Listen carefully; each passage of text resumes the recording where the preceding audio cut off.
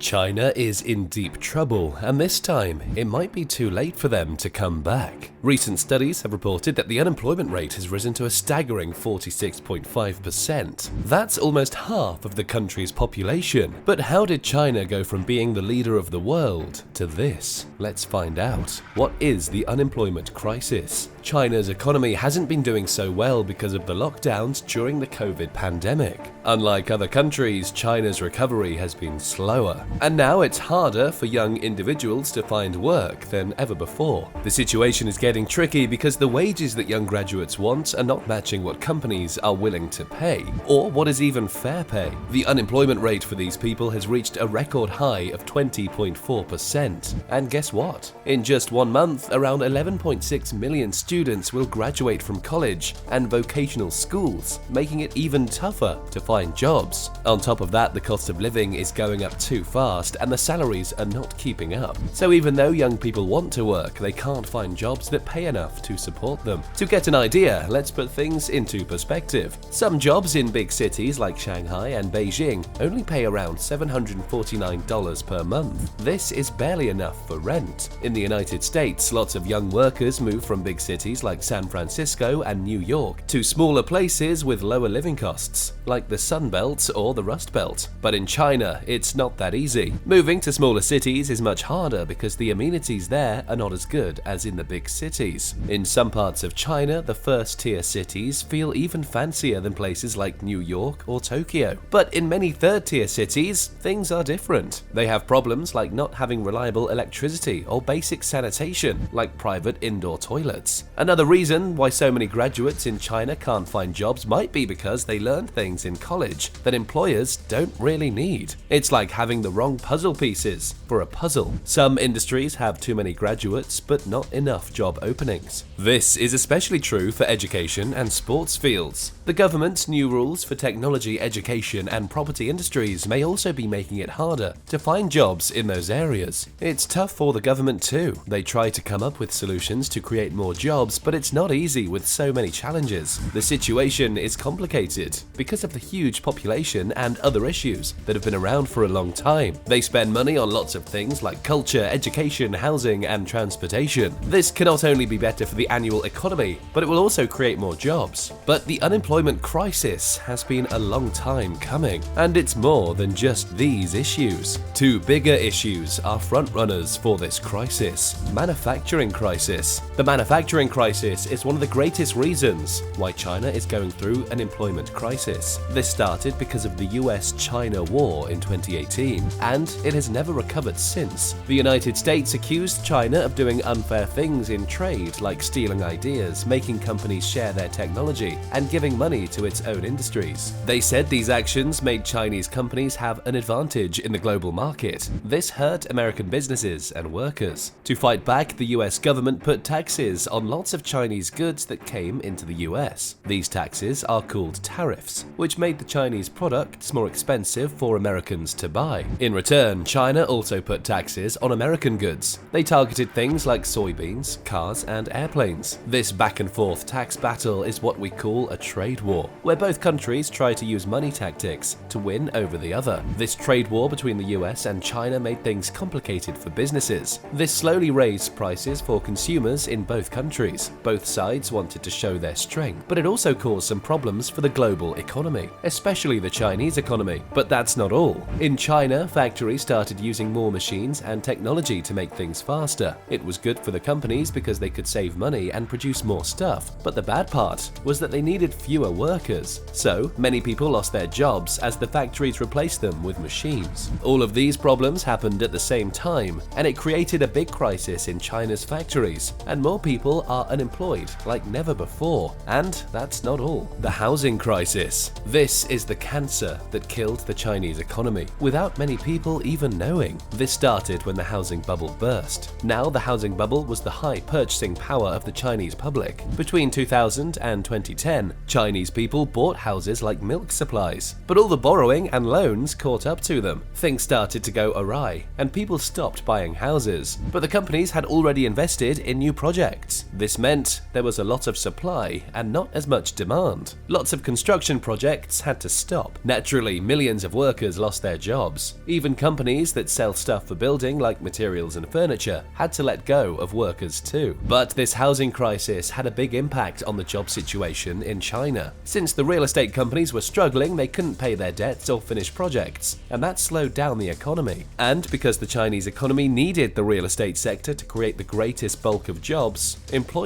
took a hit. This was true especially for young people and college graduates. It became tough for them to find good jobs in their chosen field, and they had to settle for lower paying jobs or consider different career paths. The government intervenes. In just a few months, China's job market has gone from being good to volatile. Recruiters and job seekers are now feeling scared and confused. Many big private companies like Huawei, ByteDance, Alibaba, and Tencent had to let go of many workers. This has made people unsure about working in such companies. The employment crisis doesn't just affect individuals, it also impacts families and communities. When people are worried about jobs, it can make life tough for families to be happy. It also affects how well people work. That can slow down how the country's economy grows. The Chinese government has noticed how serious the employment crisis is. They've taken some steps to help. This has taken the form of letting more students join graduate programs, creating more government jobs, and offering higher salaries for fresh graduates willing to work in less developed areas. The goal is to give opportunities to college graduates and help them find jobs in the public sector. The government has also come up with plans to create more jobs in less developed regions. They want to spread economic growth across the country. They also want to ease the pressure of unemployment in big cities. But experts say that the government needs to do more to really solve the employment crisis. A lot more, actually. For one, the government should focus on helping private businesses. These businesses are very important for creating jobs in China. The government can help by making it easier for businesses to grow, reducing strict rules since the US-China trade war, and giving financial support to struggling companies. If private businesses feel more confident, they will hire more people and invest in training their employees. This is a good way to go forward because this way the investment will remain within the country's premises. There should be more focus on skill development. This means giving students practical skills that they need for real jobs. Schools should work closely with companies to teach the right things. Students can also get real-world experience through internships. Another thing that the government can do is pay attention to the manufacturing sector. They need to help it grow by using new technologies and ideas. This way, more skilled jobs can be created and the economy can grow. Since Evergrande's crash late last month, the country has struggled to hide the cracks in its structure. That only shows how important the real estate sector is for China. By doing these things, China can solve the job problem and make life better for people. It won't be easy, but with everyone working together, things can get better. The government, businesses, and people all need to help to make a brighter future for everyone. If you liked this video, give it a thumbs up or subscribe to our channel for more content like this.